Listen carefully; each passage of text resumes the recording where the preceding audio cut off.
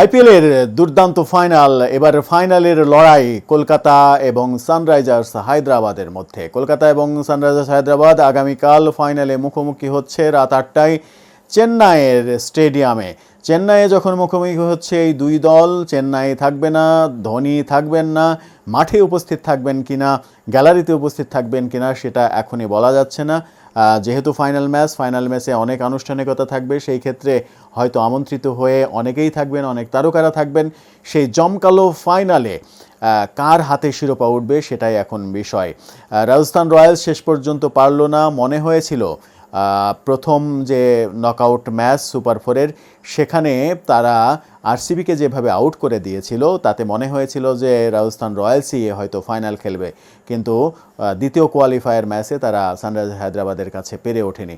এই সানরাইজার্স হায়দ্রাবাদই কিন্তু খুবই বাজেভাবে প্রথম কোয়ালিফায়ারে কলকাতার সঙ্গে হেরেছে। প্রথম কোয়ালিফায়ারে এই যে হার, এই হারের প্রতিশোধ কি তাহলে হায়দ্রাবাদ নিয়ে নেবে? এবারে হায়দ্রাবাদ টিমটাকে নিয়ে অনেক বেশি আলোচনা হচ্ছে।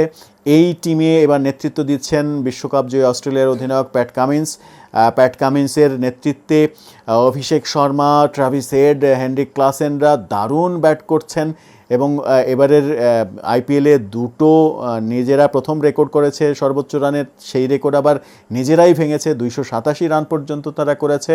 ফাইনালটা আর একটা বড় স্কোরের ম্যাচ হবে কিনা সেটা এখনই বলা যাচ্ছে না। অবশ্য বড় স্কোরের ম্যাচ হওয়ার সম্ভাবনা খুবই কম, কারণ চেন্নাইয়ের যে মাঠে খেলা হবে সেখানে অনেক বড় রান হওয়ার সম্ভাবনা খুব কম থাকবে। এখানে বোলার এবং ব্যাটসম্যানদের উভয়েরই সমান আধিপত্য থাকবে। সেই ক্ষেত্রে হয়তো 200 কিংবা 200-র কাছাকাছি রানের মধ্যেই সেটাকেই সর্বোচ্চ রান হিসেবে ধরা হবে।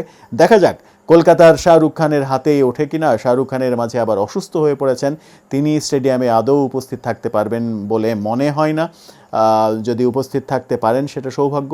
আর রাজস্থান রয়্যালস যদি কলকাতাকে ধাক্কা দিতে পারে, রাজস্থান রয়্যালস না, সানরাইজার্স হায়দ্রাবাদ যদি কলকাতাকে ধাক্কা দিতে পারে, তাহলে হায়দ্রাবাদের জন্য এবারের আইপিএলে যে চমক তারা দেখিয়েছে সেই চমকটা সত্য হিসেবে প্রতিষ্ঠিত হবে। কলকাতা নাম্বার 1 দল হিসেবে শেষ পর্যন্ত ছিল, এখন পর্যন্ত রয়েছে, কিন্তু তাদের ওই নাম্বার 1 পজিশন তারা ঠিক রাখতে পারে নাকি সানরাইজার্স হায়দ্রাবাদ তাদের চমকটাকে আবার সামনে নিয়ে এসে দারুণ কিছু করতে পারে, সেটাই দেখার অপেক্ষা।